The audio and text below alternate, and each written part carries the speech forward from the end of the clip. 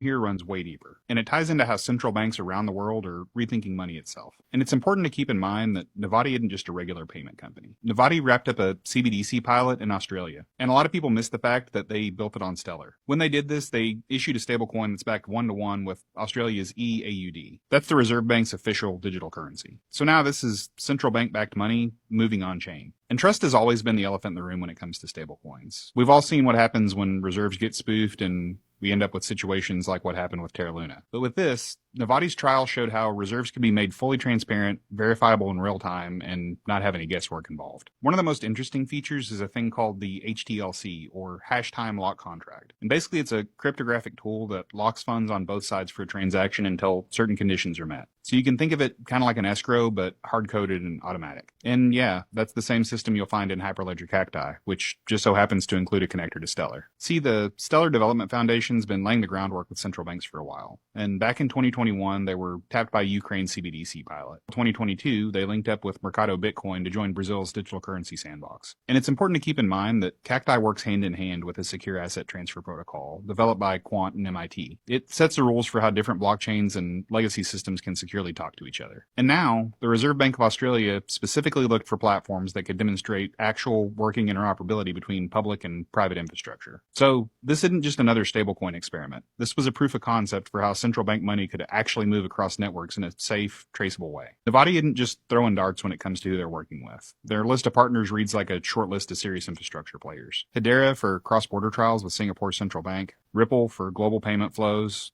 XDC for trade finance and on-chain settlement, and now Stellar and CBDC rails. So during their latest trial, Novati got EAUD from the central bank, minted the same amount as wrapped stablecoins on Stellar, and then used that digital money in a real transaction, purchasing NFTs through ZeroCap. That's not just a demo, it's a real-world use case with an audit trail regulators can follow from end to end. With over 80% of central banks exploring CBDC projects, tests like this one are giving us a glimpse of what the global financial infrastructure might actually look like. So pay attention to Stellar because central banks are already kicking the tires.